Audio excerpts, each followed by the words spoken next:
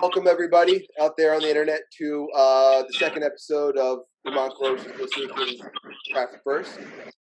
This is our panel discussion with some local and some out-of-state breeders and cultivators talking about genetics and breeding this evening. Thank you for joining us out there. We will be also holding a raffle for some free seeds later this evening. So if you guys signed up and you're joining us, you've automatically entered to win a free pack of Donkey Diesel from Green Mountain Gardens. And we'll have an opportunity to talk about that later.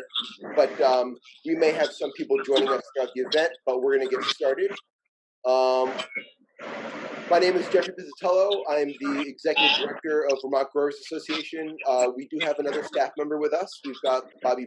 He is our events director. He's going to be co-hosting this event with me this evening. Mostly going to be managing the Q&A and the attendees. So if you guys have a question out there and you're participating, please feel free to use the question and answer in your Zoom application, and Bob will be there to catch it and communicate with you, and we'll try and get that up into the conversation with everyone. I want to thank everyone for joining us that's around the panel. We're very humbled to have some talent, not just from Vermont, but from other states as well.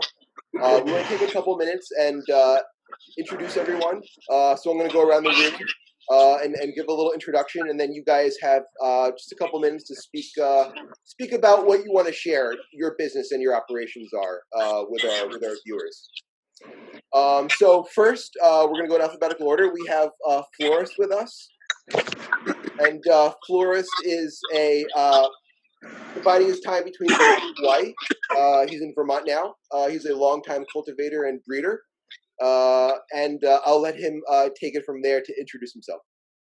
Thank you. Yeah, I wouldn't consider myself a breeder, but I definitely like to make seeds for myself and for friends, and just because I don't really spend as much time as some of these other people do with seeds, but I definitely like trying to tailor stuff to suit my environment more, and especially trying to grow in Hawaii where the humidity is insane and 1,000 feet from the ocean, where you've got the sea mist coming onto the plants every night, and everything wants to flower immediately as soon as you put it outside. Even this time of year, everything wants to flower. It gets like 20 inches tall and wants to flower. So you have to veg inside, and it's super, super hot to begin with, and electricity is really expensive.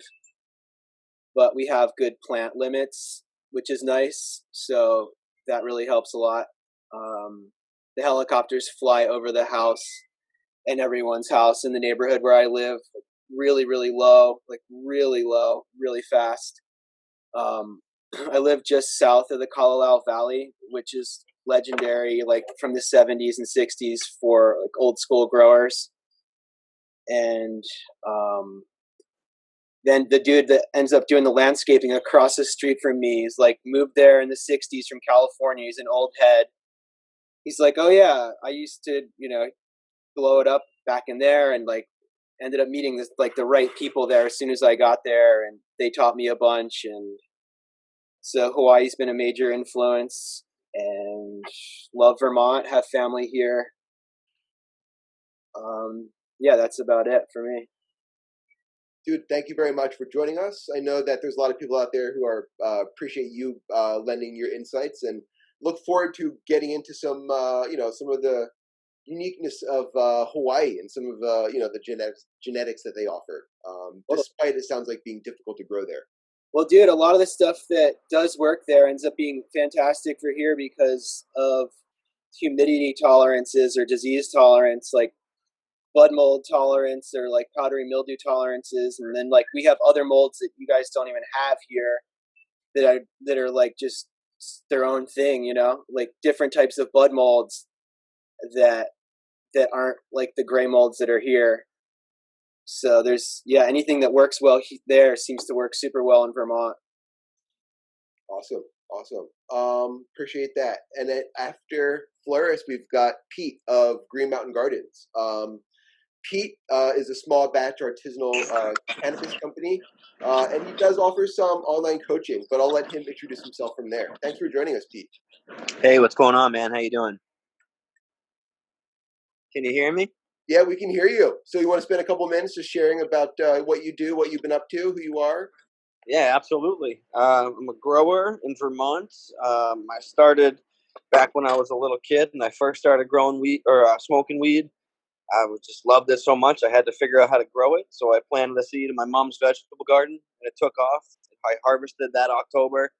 So I got sketched out. I harvested early because I got sketched out that some kids were going to take it in my neighborhood because I was just a young guy, like 13 or so, and then harvested early and just learned my lesson right there. You don't harvest early, and then I just kept learning from there. I got a job at a dispensary in Vermont. I wasn't growing there. I was doing everything but growing, and then I came tight with the head grower there, and he was like, "You got to start growing weed." And I was like, "All right." So he showed me. He taught me a lot. He's like my mentor. He's in Maine now, like crushing it out there. And yeah, I guess I had a lot of like good influences. I had a friend out in California growing the white, which is a clone only, and it was the best weed I ever seen. So that inspired me, to see her crush, you know, the houses out there, just do really good growing out there and surviving. And then, but yeah, continuing out here in Vermont, I was a caregiver, legal caregiver. And then once they legalized it, I continued growing, being a home grower, trying to find the best weed I could. I figured I learned how to grow from like Jorge Cervantes. I learned how to grow from YouTube. So Jorge Cervantes, Vader OG from Ocean Grown Seeds, the Homegrown Report with Mr. Tight.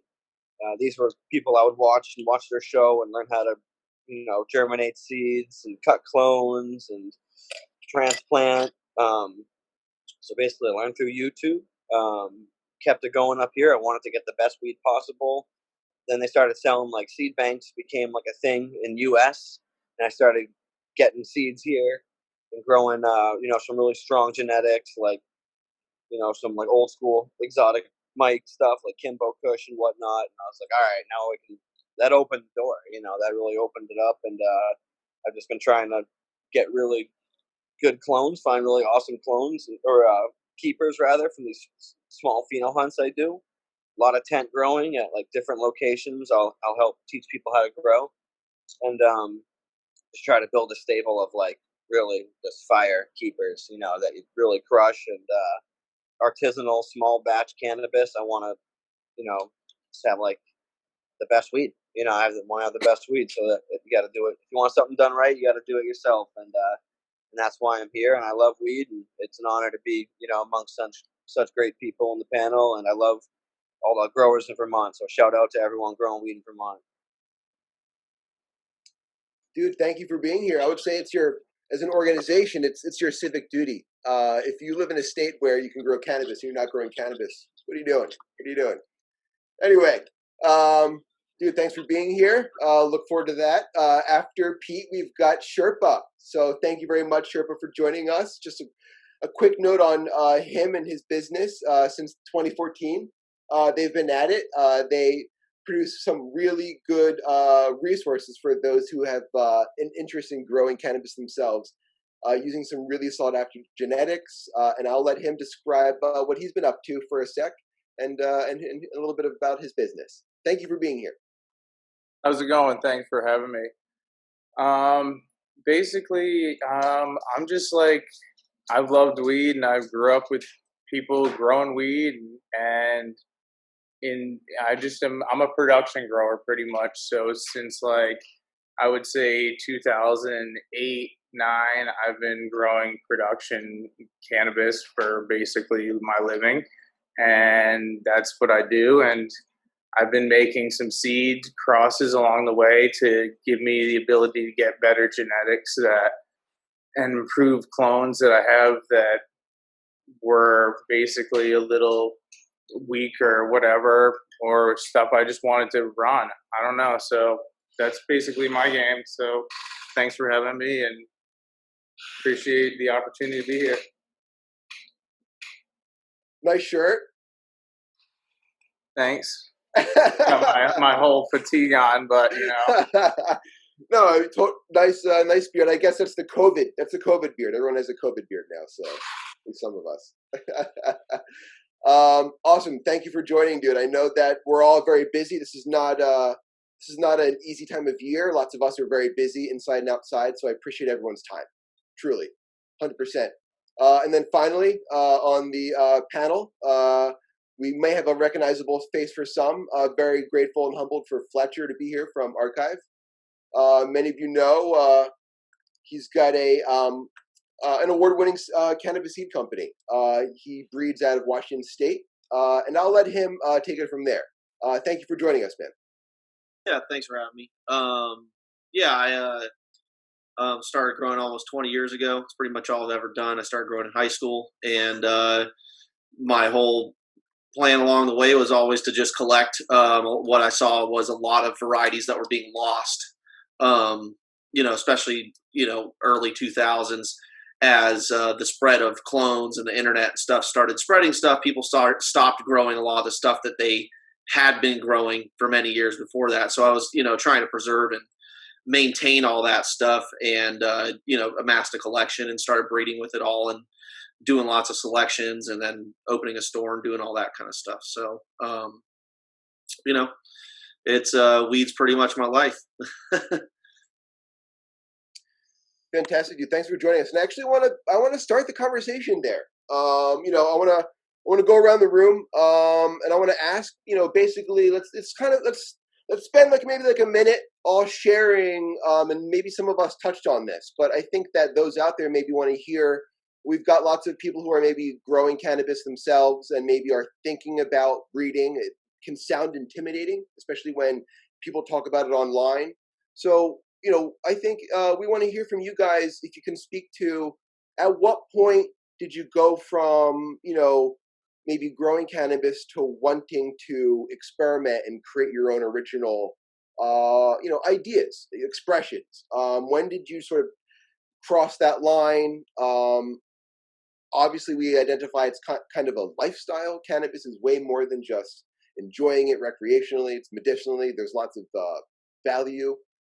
Industrial purposes, and what got you guys into cannabis, but more specifically, what got you guys into breeding? Was it commercial? And that's fine. Don't get too sensitive.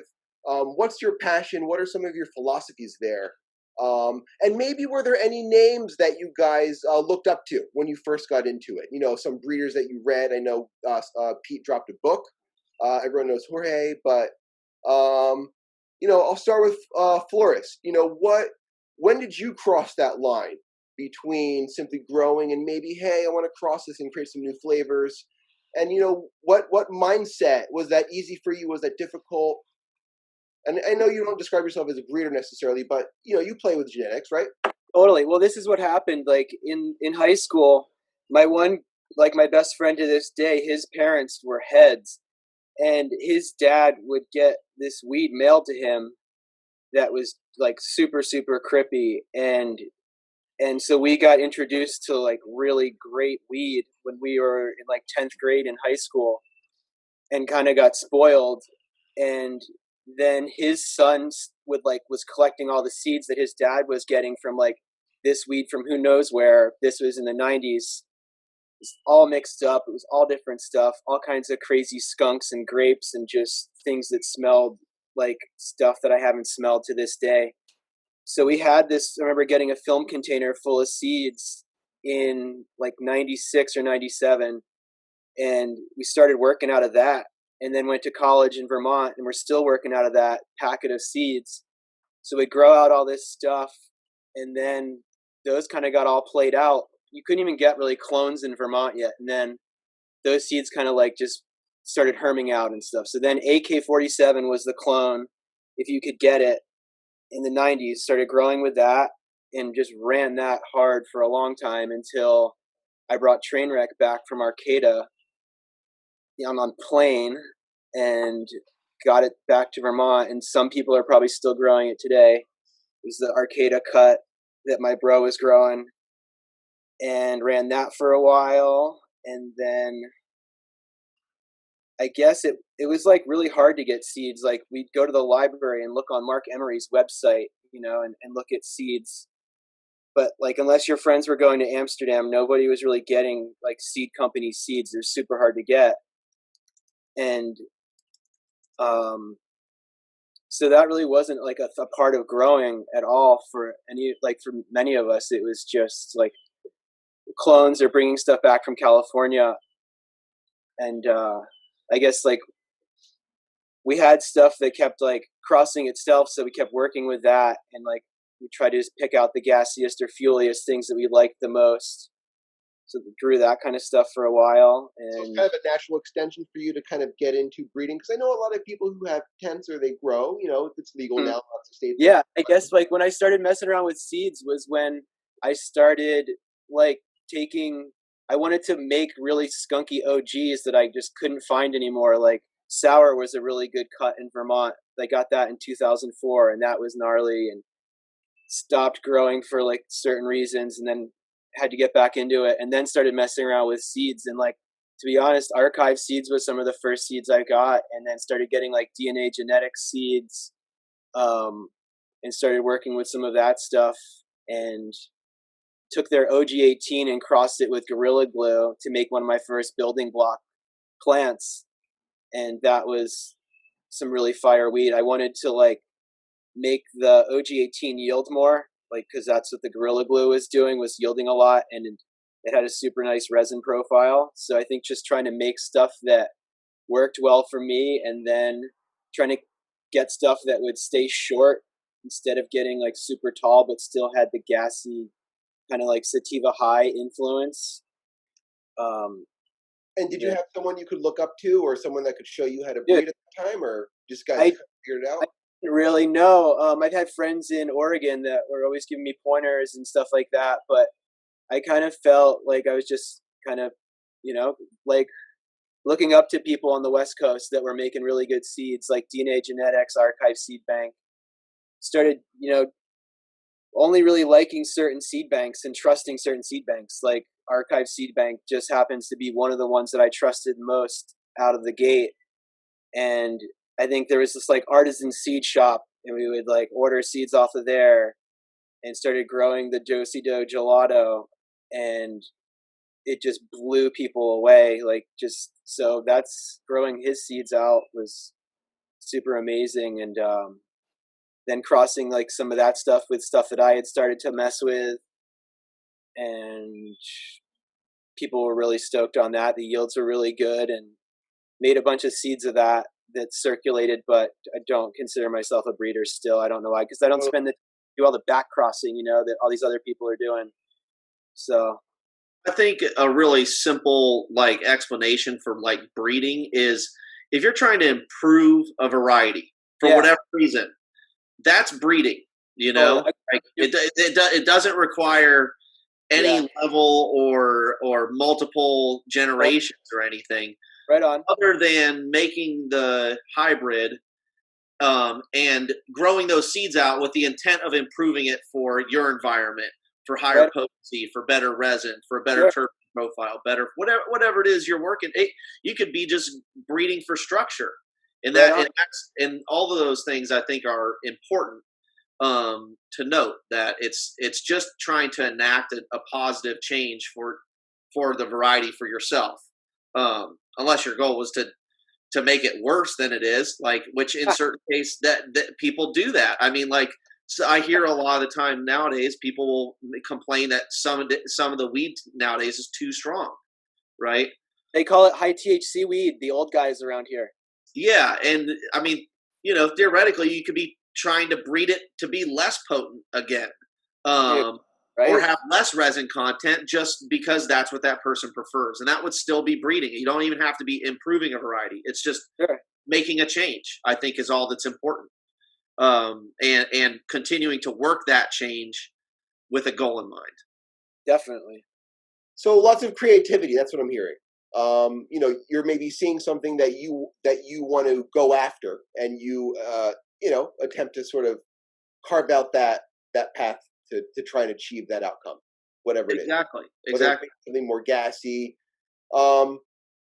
Structure one of the things that I always like to improve. Like things that get too tall and run are difficult. I love like a good structure, and good yield is something you always go after. Like yield, potency, and like I'm always growing for myself like first, like I always want something that I enjoy smoking. So um it's got to be something I like too.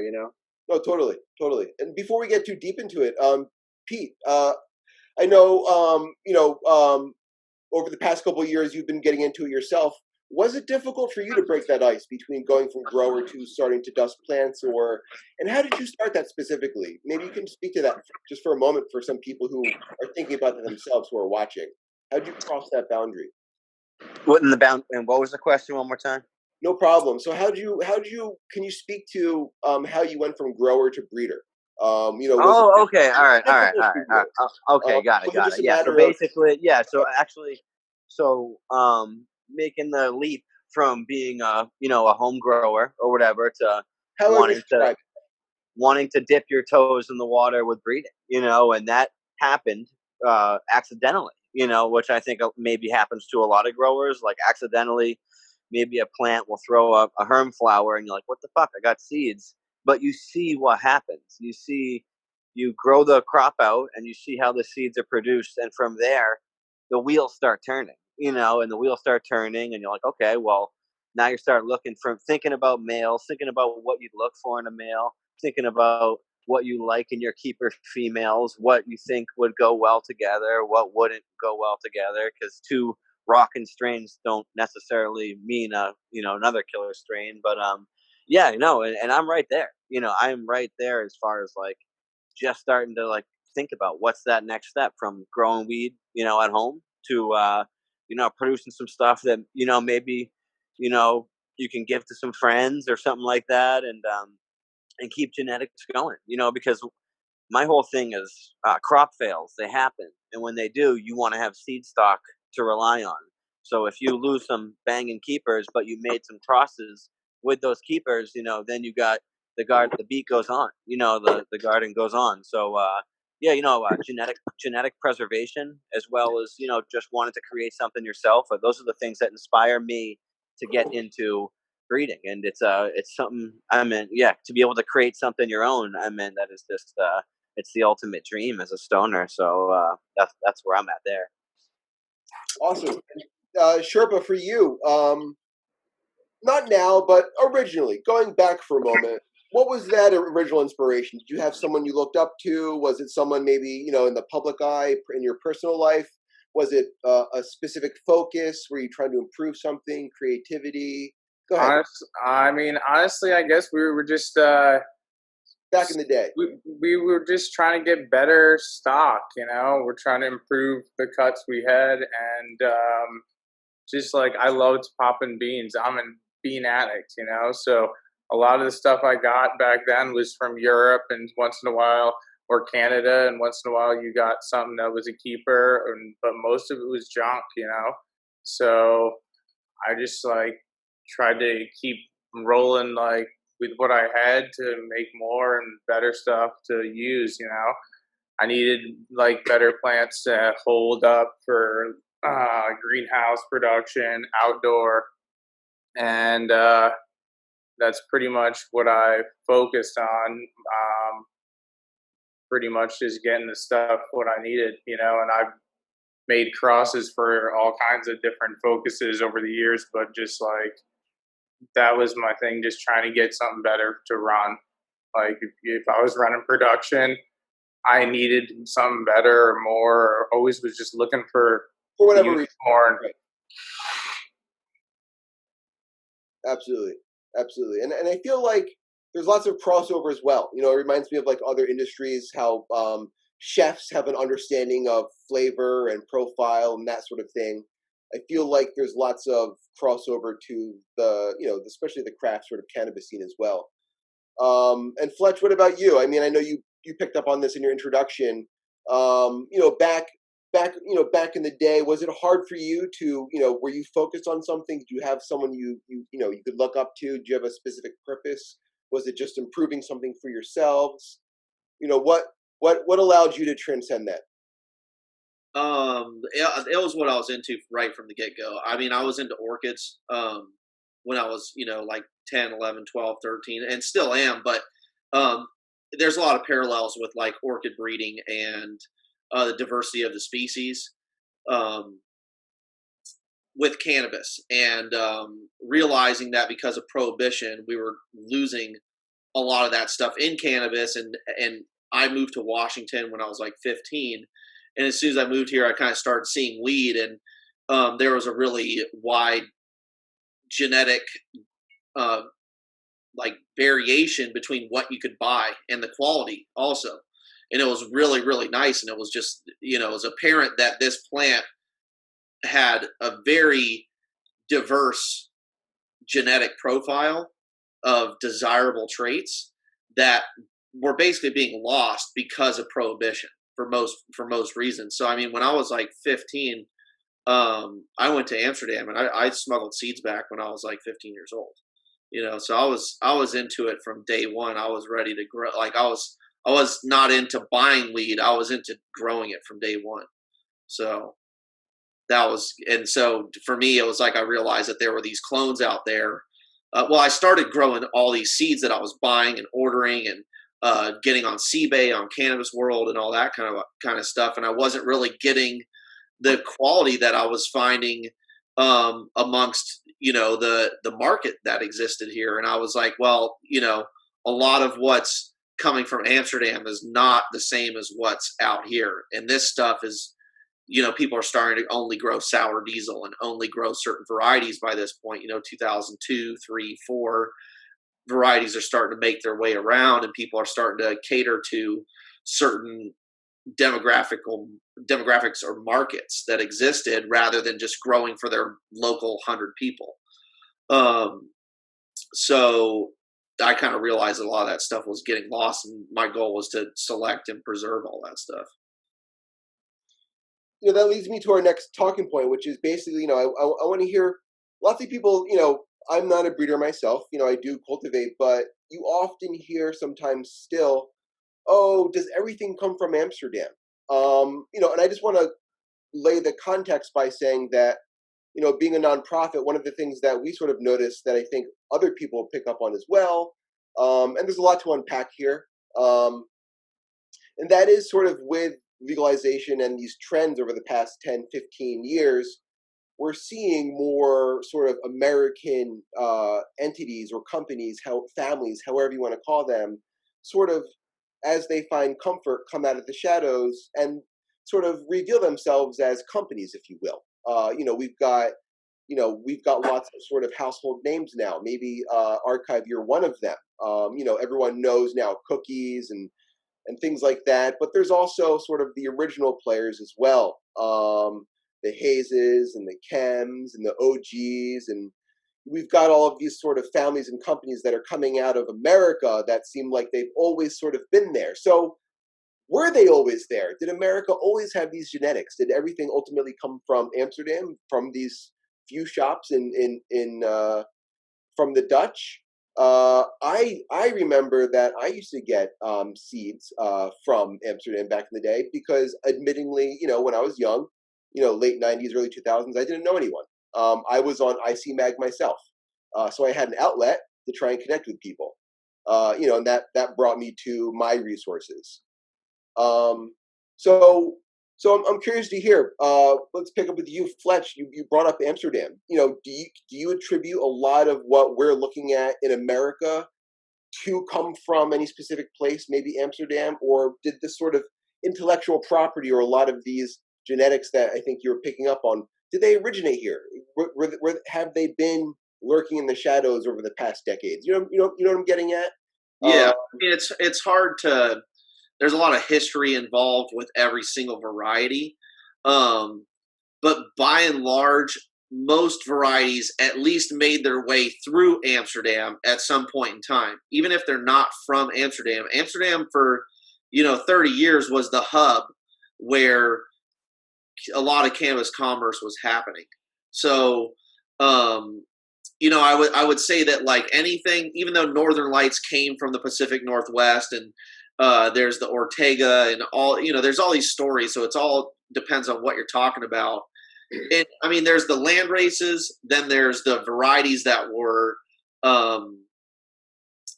developed by someone locally in some, who knows where, could have been anywhere. And then there's a few varieties that are like really attributed to being like Dutch strains, which would be Skunk number 1, Northern Lights number 5, and the original Haze. Now, the original genetics for those basically came from California, Pacific Northwest, and I don't remember where the skunk one is is Skunk Man Sam's mix. So that's like kind of technically a Dutch strain, even though he's from California. He went to Amsterdam and like perfected those varieties when he got his licensing with the Dutch government to form Hortifarm BV, which is the company that sold their intellectual property to GW Pharmaceuticals so that they could make Sativex and all those products. So that group of people were very central in the seed distribution of the 80s and early 90s and even into the 2000s of the Dutch seed market. So there was like the early scene, which was like Neville and the Super Sativa Seed Bank and the like real early guys that were like in the 80s.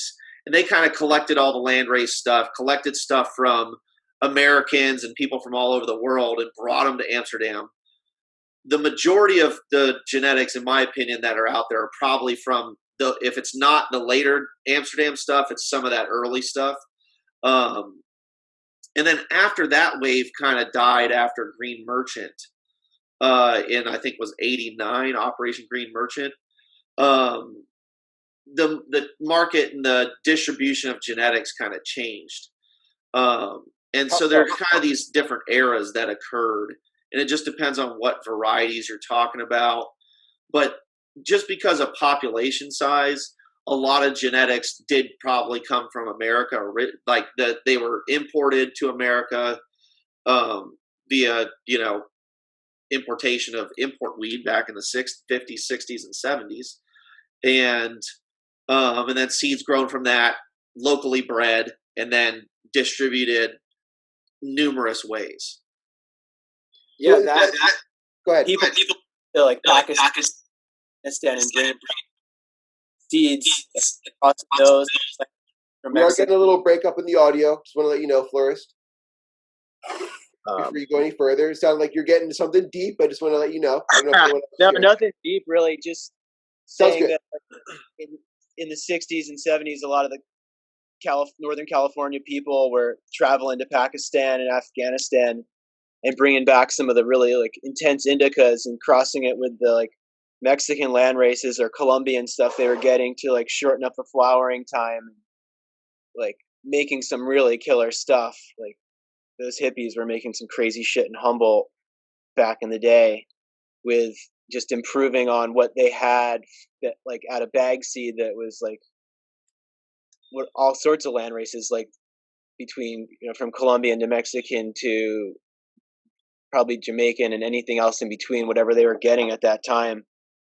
And then the greasy indicas that were the short season, cold winters, high climate genetics. I think that really laid a lot of the building blocks for what went to Amsterdam to become a lot of these commercial varieties. Like, I have to say that the Californians probably were a huge part in developing what ended up then being passed on into the safe harbor of the Netherlands.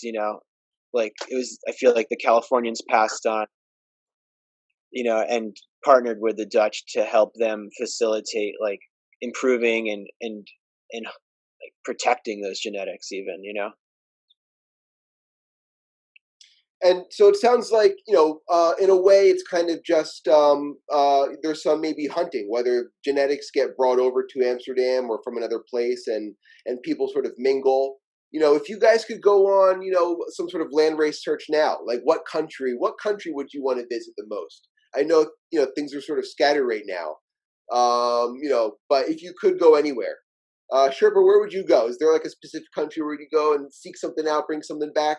I mean, I couldn't even think about that. There's too many cool places to go check out, and I'm just so used to literally staying around working and just literally don't get to travel. So You're like, I'd have to do some homework on that one. yeah, I definitely have to do a lot of thinking about that. It's not something I usually think of. What about you, Pete? Is there anything that you enjoy right now most in terms of breeding, or something that you'd seek out if you could visit somewhere? What are you most excited about? As far as breeding goes, what am I most excited about? Yeah, No, I'm always just looking for something new. I like the other guy said. I love to pop seeds. So I'm always looking for something new. And I love the way seeds grow. They have a lot of vigor. And they grow really strong and healthy, and they're clean. Kind of have a no clones rule in my garden. I don't bring them in. I don't really send them out, because then if you send them out, something happens, and so they get a bug from wherever, and then they're gonna blame you. So I try not to make it weird, and I just kind of keep it all in house. But yeah, just I'm always looking for the next thing. But I like the idea of, like, maybe you got something crazy good from like Top Dog seeds, like crazy chemi from them. And then you got something crazy, just funky from, Mike over at Exotic or something like that. And I like the idea of kind of making those two strains do their thing, and, seeing what you get, and just trying to have fun with it and see what happens. And it's just, regardless, it's growing weed, so it's all good. excellent. I want to shift gears a little bit. We get lots of questions about like sustainability. Think about other industries. Think about like big ag and stuff like that. Can Vermont, or not even Vermont, but can cannabis be grown sustainably? Can cannabis be bred sustainably at all different scales? Is that a factor? Can you still grow craft cannabis at scale and be sustainable, both indoor and outdoor as well? And is there a distinction there, both in terms of breeding indoor and outdoor? I'm going to throw out there, for instance, do you keep males in the same field? How do you remove them? That sort of thing. Maybe, walk us through some of that if you can, Sherpa. I don't know if you have experience indoor and outdoor, but, are there any differences there? And can growing and breeding be sustainable? Are there any myths around that you want to shatter? I mean, for me, I guess, there's definitely stuff that doesn't do well outdoors, some plants definitely do a lot better um, outdoors, and some plants definitely don't do better outdoors. So yeah, I guess breeding, yeah, you can tailor like literally to your microclimate or wherever you're trying to do, whether that's inside or outside. Well, But what does an indoor is outdoor definitely easier. It's a controlled environment, so you can kind of do what you want a little bit. I was just going to say, I didn't mean to cut you off. What does an outdoor breeding program look like? Is that, are things in containers? How do people usually, lots of I planning? mean, that just depends. I mean, I can't tell anybody how to paint a picture. I can just like, there's definitely different techniques you can use. It's like an art, I guess. You just do. That's how I always looked at it. Just literally breed to your environment. And I don't know, breeding for things that basically are problems or things you're trying to avoid in your environment. So like, if you have a mold problem, try to breed plants that are hold up better in that. That's all pretty much I can say about that. And what is that process? I guess it's for anything, and I'll open up to everyone. What is that process in terms of process of elimination? If you're looking for something specifically, not even say a terpene profile, but mold resistance, is it visual? Is that lots of just manual hard work, looking at each one every day? Just unpack that for a second. That's just a lot of selection, a lot of growing. In my opinion, it's just growing a lot of plants and a lot of selection. And that's basically all I can say is a lot of plants and selection, finding the ones that do the best, look for some that checks all the boxes to breed with, not necessarily um, something that just checks one or two, because maybe if there's something in those beans or that line that can check all those boxes, because maybe something doesn't have the yield you want, but pop 1,000 of those beans and see if you can find it. So I don't know, just do the work, grow it out, find out. I mean, I agree 100%. I was going to say, Fletch, can you speak to maybe, what you look for when you're doing that sort of selection process? Covered it. Yeah. Yeah, that's all that I think that's the most important thing, in my opinion, is just to grow out as many as you can. It's like back marbles. If the best of the best is 1 out of 1,000, right, and you've got green marbles and yellow marbles, and there's one green marble that's your 1 out of 1,000, the odds you're going to pull out the green one in the first handful is pretty low. So your best bet is to just keep growing more and more and more until you find it. You might find it in the first 10 if you're really, really lucky. But statistically, it's pretty low odds. So in my opinion, it's just keep growing more. Just grow more, pop as many as you can, and if you feel like you lost something, just pop more of them, and you'll probably find something better. So it sounds like it's a little bit of a numbers game, but also with some creativity. So sort of like the engineering aspect with some sort of creativity in terms of knowing what you're looking for.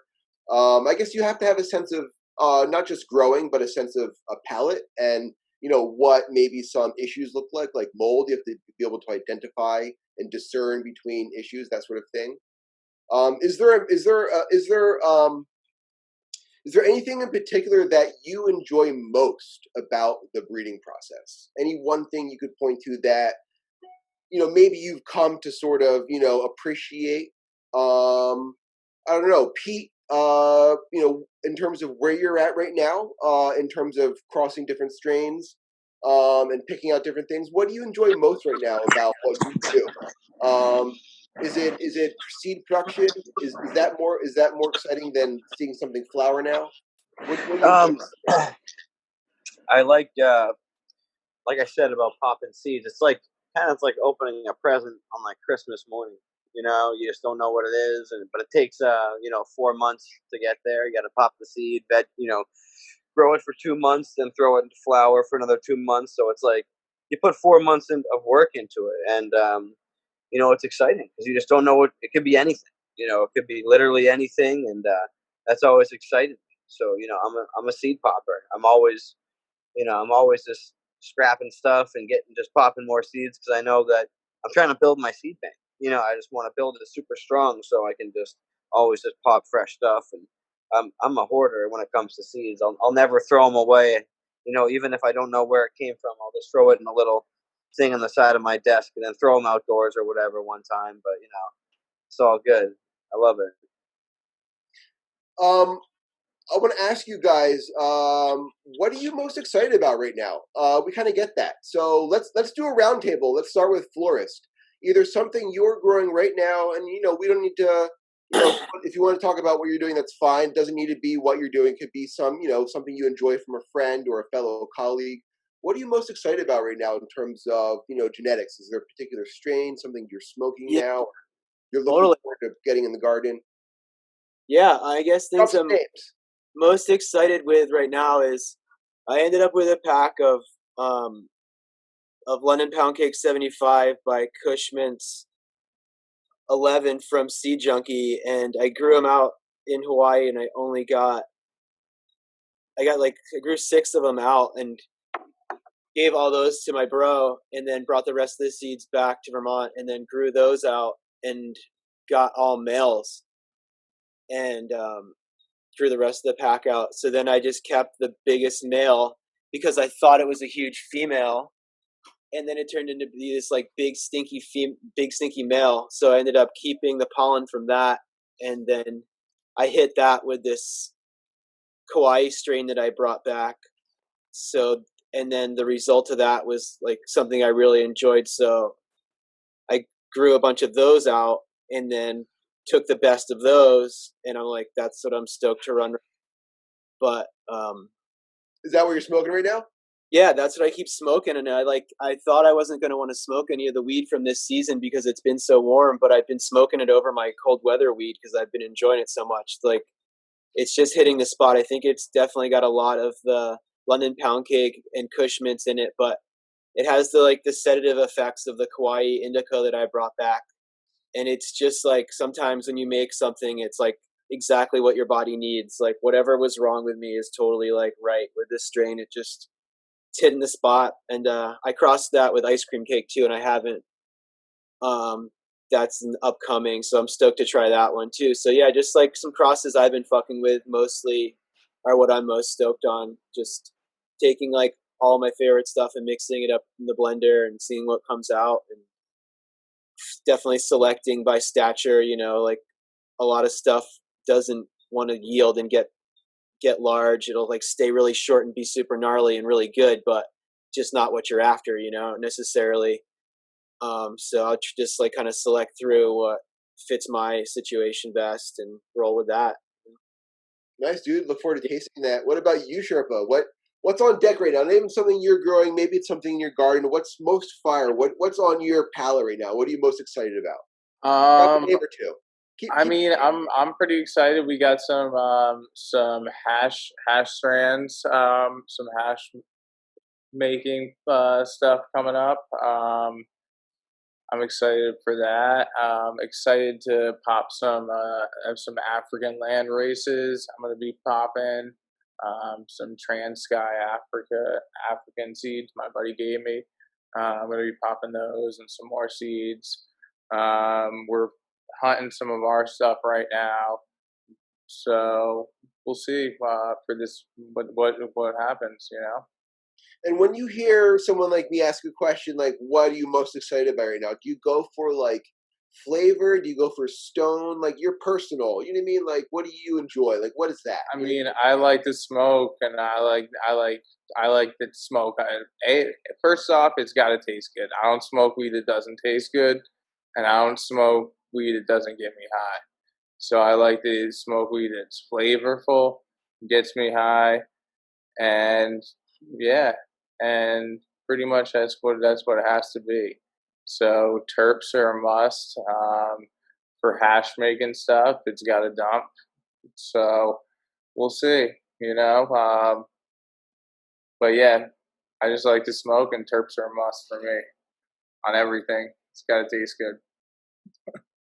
Fletch, without getting into the internal operations of any of your businesses, drop a name or two. Not even maybe something that's in your garden, but something you're like most excited about right now.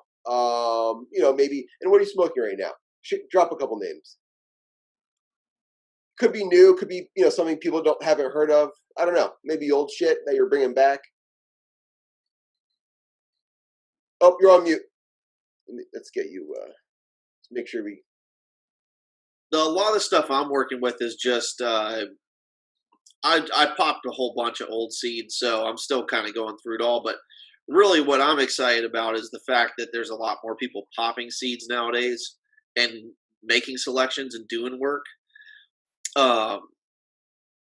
Whether it's just like at home or like a large scale operation, people are going through more seeds than ever, which means the odds of finding the next Skittles or the next whatever terp, right? That becomes either really popular or is just really dank, period.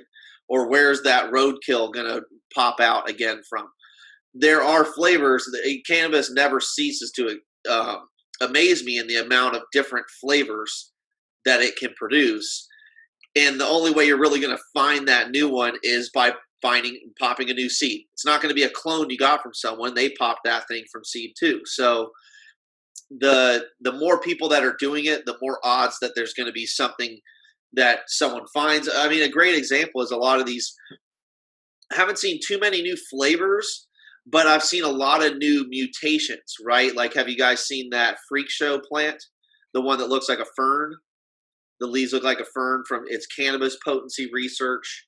Fern, what is it? For those who aren't It's familiar. a cannabis plant. It's a mutation in the cannabis plant. Like people are finding unique traits like that, just like the ABC, the Australian bastard cannabis strain, which is the I can't think of it, but they people have been making it and selling it. CSI Humble made hybrids with it. It's like it doesn't even look like cannabis, but the thing is it readily hybridizes with cannabis plants, so it's cannabis. Wow. So you have that fern variety, the fern leaf looking variety. You've got that one. You've got like OGKB, which is another mutated looking type of plant. These things are they're probably still are out there, but there was like the strawberry web, the Hawaiian web, the duck's foot, that was its whole own unique variety. The duck's foot was actually also from Australia. I mean, the cannabis plant not only has a wide variation in its smell and flavor and potency and cannabinoid production, but it also has wide variations in its morphology. So it's just a really unique plant. And the more that people are growing seeds out, the more likely we're going to find those varieties. They get kept and reintroduced or introduced into the population. And that's the most exciting part to me, is that we're finally beating the cops at killing cannabis plants, right? The cops used to be really good at like making sure they caught shit in the mail, seeds that were going everywhere, busting Neville, busting Gypsy Nirvana, busting all these guys that were instrumental in spreading genetics, regardless of what they were, all across the world. Because for up until basically 10 years ago, 12 years ago, it was, I mean, you were looking at major sentences for any type of activity in any of that. And still in a lot of places it is like that, depending on what you're doing. So they were really good at wiping out a lot of the diversity that existed, just like Monsanto's corn has gone and wiped out the diversity in corn production in this country. Everybody grows GMO corn because it's a whole subsidy gaming system. Anyways, the point of the story is that we're actually beating that system right now because people are growing lots of seeds in terms of maintaining and providing diversity. The only thing that would be nice is that in the cannabis scene, if people grew a more diverse range of products, instead of everything being so focused around single classes of varieties, like your diesels and chems and your OGs and then your cookies, and it's like everything is focused instead of people appreciating, I guess, more of a diverse range of products. So what is that? Is that capitalism? Is that consumerism? Is that just trends? Is that popularity? What drives that sort of sectionalism within the cannabis field? And it sounds like is that mostly focused on America as well? I don't think it's focused on cannabis. I think it's just a product of how America and marketing are going in this country. I mean, things 20 years ago were significantly more regional in their popularity in terms of cannabis varieties, strains, the type of weed people liked in their area. Now it's like it's not a globally, well, it's somewhat of a global economy of cannabis products, but it's most definitely a nationwide distribution of cannabis products. I mean, you can be growing the same shit people are growing in California within as soon as the shit comes out nowadays, whereas you just didn't have access like that before. Right. Question came in about cloning, guys, about cloning and vigor and vitality. Are there issues there? Or is there anything, any advice you can give, any experiences you can share? If you're wanting to get into breeding and you're trying to hold on to something, do you lose vigor, maybe genetic integrity over time? Is that a reality you guys have faced or deal with? Is it a myth? Anyone want to jump on that? We'll go popcorn style. I feel like you can lose. I think it seems like a lot more to do with morphology of the genetics than time. But I know we took AK clones for 10 years and just kept piggybacking clones off of whatever we were growing, and it definitely lost. It changed what it once was in the beginning. It kind of like shadows off. So I would say that if you take clones from the same thing, it loses its vigor and it loses some of its like stronger characteristics and begins to morph out. But sometimes when you work with a strain, I feel like it starts tailoring itself to your environment and like starts flowing with you, and like it's okay to take clones from clones for like maybe a couple rounds if you're doing that, because it's doing exactly what you want. Like it can adapt to the environment, I feel like. And seeds are definitely the way to go, though. They have like the most vigor, and then the clones from that mom seem to really fire too and almost grow out better than the moms, because the moms can get really tall or kind of just have like the clone branch structure is a lot more favorable for indoors than I guess the way a seed grows naturally, like just the way that it performs and branches and stuff. Is there you have a similar experience, Sherpa? I mean, I think that we know, and people out there maybe are thinking about heirloom strands. What does that mean? Can you hold on to something for a long time? Does it need to be selfed? Can you on something? Go ahead. I mean, strands can. I mean, they can lose stuff over time. It just depends on how they're kept. Like you just have to keep your mothers. If you're doing that, your mothers have to be in prime health all the time. Just in my experience, like just keep your mothers super happy, your clones healthy, don't have like any disease or pest issues. Keep your room clean, and just I don't know. I've been taking cuts off plants for years, and they do all right. Do you take new copies of your mom's? Like, do you make I replace them at times. Yeah. Yeah. For sure. Totally. It seems like they lose like their strike vigor if the moms start getting to be like old ass moms. Like the clones aren't as good, and then like the new moms seem to like be better clones. They're like root faster, I found, but you probably have experienced that. So is that what an heirloom, just to piggyback and to take that individual's question further about clones and plant vigor, is that what heirloom genetics is? Is that, and are we getting into like an S1 and an F1? Can anyone speak to maybe just help define what that is in the cannabis space? People drift to like tomatoes and vegetables that we have in our grandmother's garden. They tend to be the best tasting vegetables. Not always. But what is heirloom cannabis? Is that a clone that's been a single strain that's been cloned on and on and on, or is there more to it? Fletch, can you speak to that at all? Do you have familiar with heirloom strains? Does that exist in the cannabis space? I mean, it's hard to say because I mean, heirloom kind of means that it has some sort of history, specific history, and because most of the cannabis plants don't have a 100% verifiably history, it's hard to say with the majority of what's out there. But I guess generally accepted heirloom varieties would be like Skunk One, Original Haze, Northern Lights, Chem Dog at this point. But the thing is like there was never a Chem Dog seed line.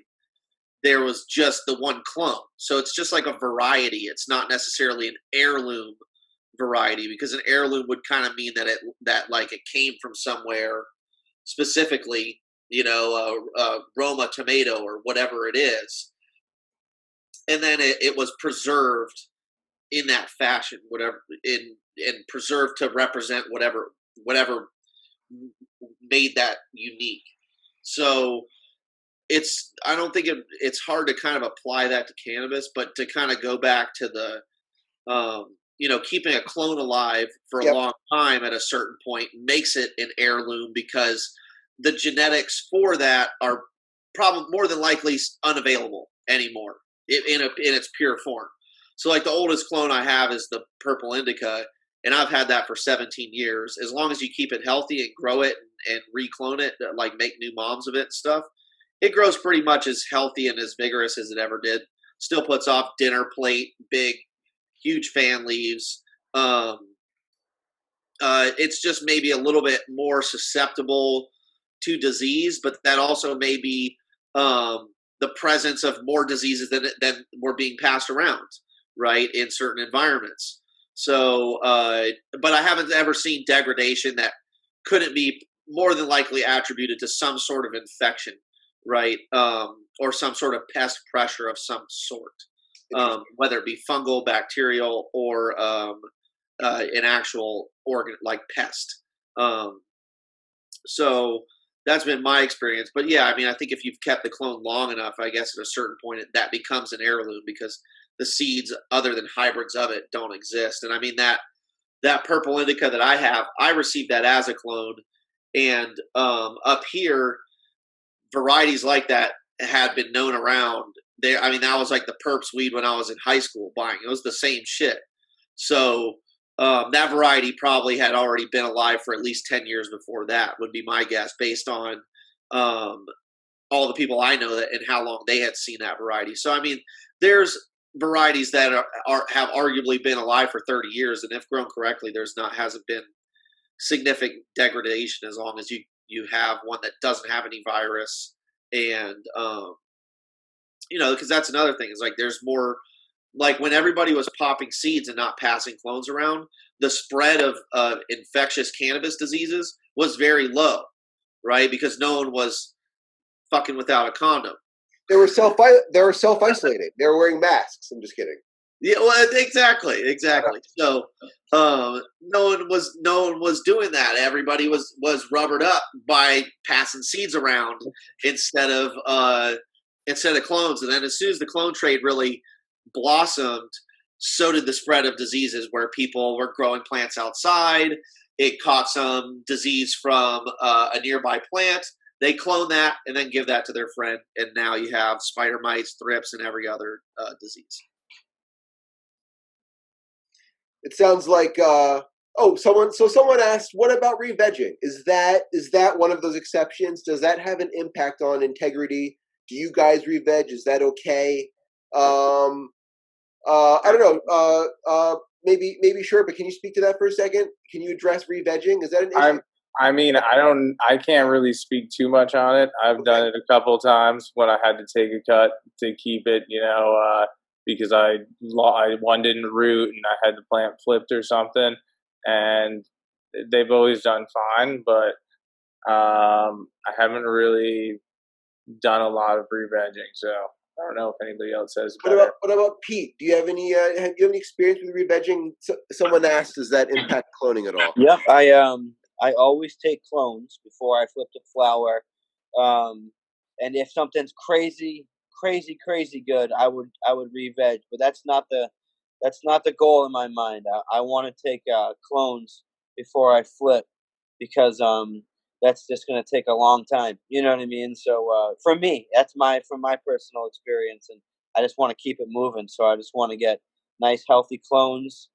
And as far as clones off from other plants, like you were saying earlier, I think some other plants do better than others. Some other plants can hang in there for a long time and never diminish, and then some kind of just whatever. They're not the best, and that's as far as that goes. But yeah, that's what I feel about that. Awesome. Thank you for those insights, guys. I do want to ask, do you guys, landrace was mentioned. Kyle, or I apologize. We do have, so we have heirloom definitions out there. We've got heirloom definitions and we've got landrace. Are they the same thing? Is landrace something? Does that mean that it's an S1? It's in seed form? Is that different than the heirlooms that we were just talking about a moment ago? Can anyone unpack that? That came in. The differences between maybe, what is landrace and how is it different than the heirloom that we were just talking about? I think that be something that's from a specific geographic location, like right, continent, origin, a country, where like they've been growing that specific year. Might need to move it closer again. Sorry, Florist. I think. Thank you. Sorry about that. Yeah, I was a landrace would be something that's from a specific geographic location, like a country or a continent. That country's weed that they've been like growing, and it just goes to seed every year, and they continue to like keep their seeds from their harvest and grow that crop out year after year, generation after generation. I think to me that's what a landrace is. And then like Fletch was saying, like an heirloom would be like something, like a clone that's been passed down and kept and saved and held on to, like grandparents' tomatoes or something like that. Just that's what it is to me anyway. So does Hawaii have any land races? Is that we have this stuff. This stuff was brought there from California in like the 60s and 70s and kind of mutated and became tropical. That's been my experience with it. And I've asked a lot of questions to some of the people that got started there in the 70s, like, what were you guys growing? And they were growing the seeds that they could get from California in my experience. But I think that people were probably bringing seeds there from just about anywhere they could. There's a lot of different types of people there and lots of influence from different cultures. So I wouldn't be surprised if like seeds from Vietnam were making their way there and lots of other, landrace specific strains. But what I came in contact were Californians that had brought their genetics there. And like the Perps was one of the ones that I brought back. Was like, I call it the Kauai Perps just because it was from California and then it was from Laytonville, California, from this dude who apparently had been growing it for a long ass time. And then he sent it to my bro in Hawaii who had a bunch of seeds. And then I got those seeds and selected through it. And it reminds me, it's just like it's a cool weed. It reminds me of the AK from the 90s. It's like a Velcro looking weed, and it just gets really thick and dense and performs well in like warm weather and doesn't get mold. And so that's been my favorite thing that I was able to latch on to and keep and save and breed with and not fuck up and lose, Like 3 of them were super, super short and greasy as hell, but the bud structure sucked. And then there ended up being one that was just killer, like perfect structure, no trellis needed, really thick, dense, resinous flowers that had good odor. So it really like checked all the boxes. So got lucky. I'm sorry, go ahead. No, I said got lucky finding something, So, is it true that orchids sometimes grow in trees themselves? They kind of have like a host environment? Well, we take them from the store when we get them, and like, we put them in host trees. You got to put them in a spot where like, you can't like put them in a crotch of a tree so much because the crotch of the tree will squeeze them out. So you can like put them in the bushes in front of your house where it like nestles in and still gets rained and doesn't get choked out. But a lot of people will just use string or like fishing line and tie them to the side of a tree. And that works super well there too. People will put them up in the palms too, like where the palm fronds are coming out of the tree. People will stick them up there so they grow down. But I ask because can cannabis be grown like that? And not just in Hawaii, but I've always wondered that. Can you grow it sort of in a host environment, like kind of like orchids? And I don't know if that's natural or not. Has that been done, you guys think? I don't know if other than Florist can speak to that. You got anyone else welcome to jump in? I mean, you could definitely put a weed plant in a tree if you wanted. I mean, it's been done. I've seen it. It's, it works. Yeah. What is it? Closer to the sun? I guess it doesn't really matter. Yeah, you make like a platform and then you cut out branches, right? Dude, yeah, it sounds gnarly. So we got a couple more questions. It's 8:30. We did start at 7:15. I want to wrap it up soon. 2 quick poignant questions. Is there a story behind Rat Trap at all? So that obviously goes out to Sherpa. I don't know if there's anything you want to share don't know if there's any lore there, but that is a beloved Vermont strain. For those who don't know, maybe what is it, Sherpa? And then is there a little story behind that, if there is? Yeah, that's just a cross I made back in 2014. It's got some Afghan and haze, so it's got that super silver in it, and some Afghan, so it's got some, just combined some nice smokes and some other stuff in there, and it's pretty. That's pretty much it. The story of Rat Trap is actually the first time I ever got a rat in my grow. The rat broke in there, actually fucking killed the mother plant of it.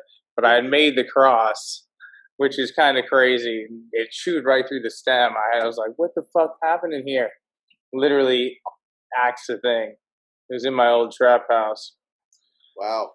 Yep, but got it. So that's pretty much the story of why I call it Rat Trap. Hey man, that's colorful. Colorful. I appreciate that. So I want to say, incredibly, like it seems like the plant just wants to survive at all costs in a way. Doesn't matter which region it is or if it gets what pest vector is introduced. But that's gnarly. That's gnarly. I appreciate that.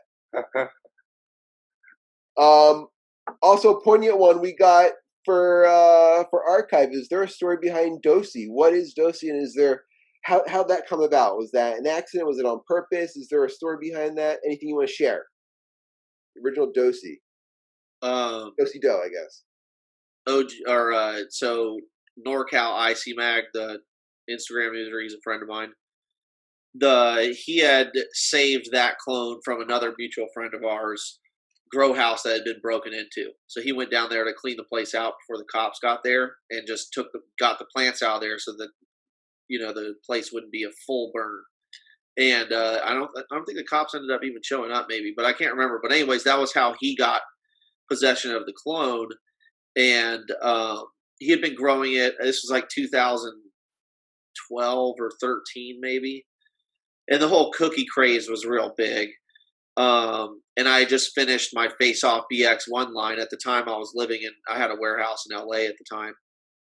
So I was down there, and I would drive up to the Bay Area, and I ended up meeting NorCal IC Mag through another mutual friend of ours. And he had that variety, and I was one of the few people he gave it to, and I made seeds with it, that first Face Off BX1 male, hybridized to it.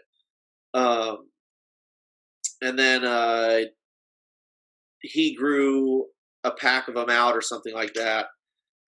And I think it was like the number 6 cut. I don't know. I can't remember because he did it, but he grew those out. Another friend of ours grew clones out off of that.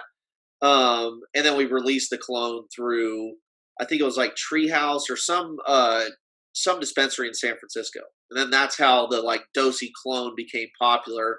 And I had sold maybe like 20 packs of original Dosi seeds at like High Times events in like 2013 or something like that. Or maybe 2014, somewhere around there. Like, I guess San Bernardino and maybe the Richmond, California High Times events. If someone was there, that was where you may have gotten like an original Dosi F1 seed pack from. And then most people are using, I think, that number 6 clone, which is the widely circulated, I think the number 3 actually is the widely circulated one. The number 6 is another cut that was from Caesar's batch that another friend of ours kind of spread. And that one's people like Alien Labs and a few other people have cuts like that. And they're a little different. And then you got, all the F2s and everything that I ended up popping through a whole bunch of, a couple hundred of those seeds and making F2s and F1 hybrids. And so did a whole bunch of other people made it from those seeds, hybrids of it. So it's out there, and it's in a lot of stuff, just like, and that's kind of what I'm saying is it would be nice to see a lot more variation, like people not latching on to like a single brand name that becomes really popular. Like, for Trainwreck was for at one point, and then it was OG, then it was Sour D, and for a minute everything focused. Then it was cookies, then it was gelato. Then it was Sherb. Now it's gelato, right? It's everything Sherblato, everything now, and it's just like it. We end up just kind of going down this rabbit hole of less and less and less diversity because the market becomes more and more globalized. There's this book from like the early 1900s. I think it was like 1905. It's about apple varieties, which you guys, I think there's a lot of apples in Vermont, right? I think it's our number one export, or one of them. It's our top. Yeah. Top, for sure. And like the amount of diversity of trees was thousands of commercially viable, different known varieties of apples back in the early 1900s. And now there's only like 15 or 20 commercially available varieties. So like when you go to the grocery store, there's not a whole lot of different ones. There's like your typical Granny Smith and your golden ones and a handful of others, and that's it. That's all you ever see. And so seeing a lot more variety would be nice. Do you guys share that sentiment, and do you think that the movement towards legalization impacts that? I mean, there's the introduction of corporate players. How do they perceive genetics? That seems like they would need to have a relationship with the breeders to acquire their genetics. Otherwise, there's the possibility of sort of narrowing down the gene pool, sort of maybe what you're alluding to. I don't know. That's very interesting. It's an interesting perspective. So I have a personal question, and I don't want to go on for too long, but I want to throw something out there for everyone. There's a lot of people who are still watching. What do you guys want to share as a resource right now? What would you recommend for someone that's out there that's listening? Is there a website? Is it Instagram? Is it maybe going out and networking in person? What's one piece of advice that you could offer someone who's growing cannabis and maybe wants to get into breeding? Where's a good place to get information, maybe to get started, and to network with like legitimate people, not the hype boys and not the noise and sort of the commercialism. Pete, what about you? Well, not so much as networking, but as far as learning grow material and grow content, I find that just going to YouTube, anybody can go to it, and you look up any problem, and there's a bunch of growers already there, so, that are dealing with it or, going through it. And I find that, just going online and using all that, because that didn't used to be a thing, so much, like 20 years ago. Yeah. But like, it's pretty new, and there's so much more content, so YouTube is great for that. So anybody that needs content, that's the place to be. Are there any channels that you follow, or you want to throw any names or anything like that? Yeah, I just one that I used to watch was Vader Vision. It's Vader OG from Ocean Grown Seeds, and he would do, day one, putting the seed in the dirt, or germinating the seed in the water, however he did it, and he would go all the way through harvest. So I could literally look what day it was, look where I was at, was I with him, and then he'll like walk you right through it. He was kind of like a modern day Cervantes to me, and like he's very informative and kind of keep you captivated. But so find someone you like and find what works well for you, and that kind of helped me. That helped me a lot. What about you, Florist? You got any websites that you visit now, or any piece of information? I know I used to visit IC Mag back in the day. I don't know if that's around. We didn't have internet when I started growing, so we were using books, and it was like a big deal to even buy a grow book. And you could like get lucky and score like a copy of like an Ed Rosenthal book or a Mel Frank book at a used bookstore, and you were like totally sketched out to even check out the book when you left the store, So I feel like books are the way to go, because the internet has a lot of information that may not be substantiated. So like there's some really reputable authors, Jorge Cervantes, Mel Frank, Ed Rosenthal, like some of those books are great. Some of the newer books have a lot of colorful pictures in terms of like if you're dealing with a symptom or a deficiency, it kind of acts like an encyclopedia. I think one of the books was like used as a textbook for Amsterdam University. So I would recommend that, like, for any grower should definitely have that book, just because it's like a really good reference point and like a good encyclopedia with color and a lot of depth. So books, you got to hit the books. I respect that. What about Yep. you, Sherp? What do you got? Anything you want to throw down? Websites or books, or any bit of advice you want to leave to someone that's listening right now? I think maybe check out the forums, set up an account. Maybe, I mean, there's so much information on there, and it's being posted every day. It's freshly up to date. I mean, there's a lot of stuff you got to take with a grain of salt, but there's a lot of good information. I guess that's pretty much it. What about you?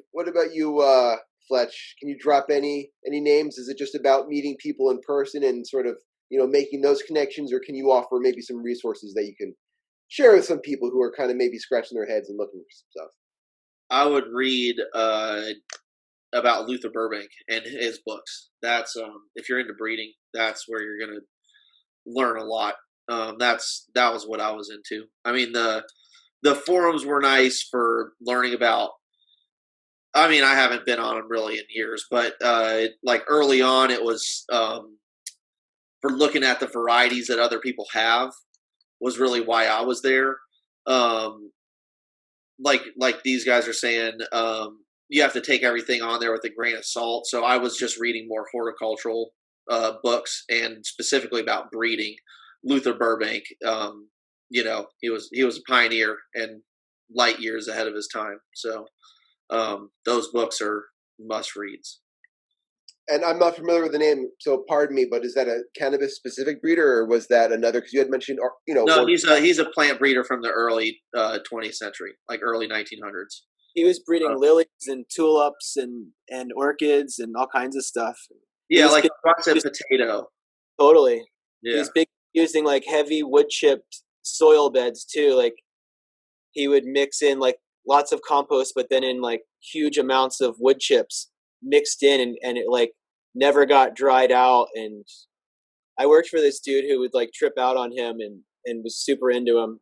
But his work is amazing, and it was ahead of its time. And it's we're just scratching the surface of what plants can do, really. Totally. Beautiful, dude. Really appreciate this conversation, guys. Before we wrap it up and sort of do outros, I do want to say that we have a winner. So thank you, Bobby, for sticking on. And looks like, let's see here. We have a Daniel Peterson. So we will follow up through email. You were randomly selected. Pete, why don't you take a minute just to announce what Dan won? I know you were gracious enough to lend a little pack there. So. Oh yeah.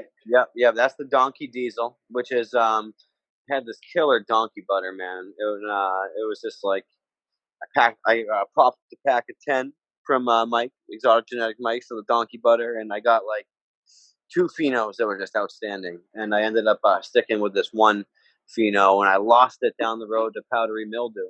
But before I lost it, I accidentally knocked it up with my NYC cookies, which is a strain from Top Dog, NYC Diesel crossed with Forum Cut.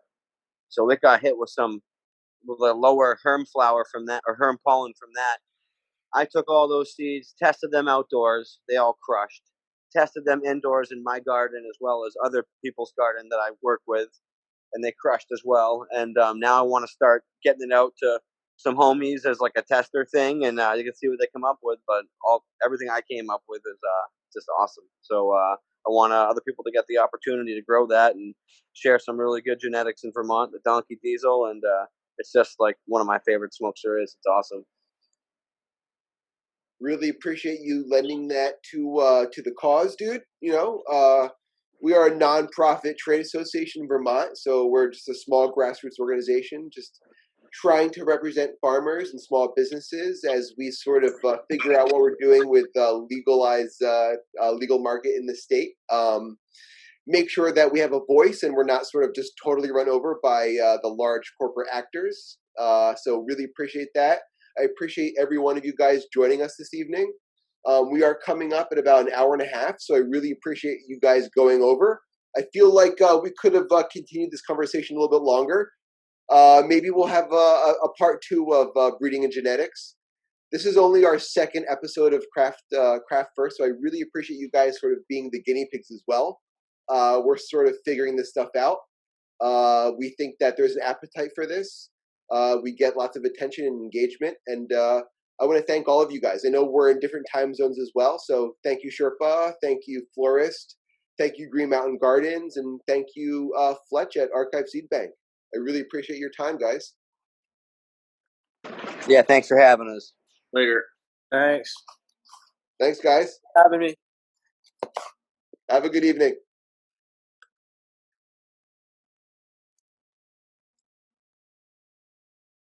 All right, Jeff. Later, bro. Thank you. Thanks, dude.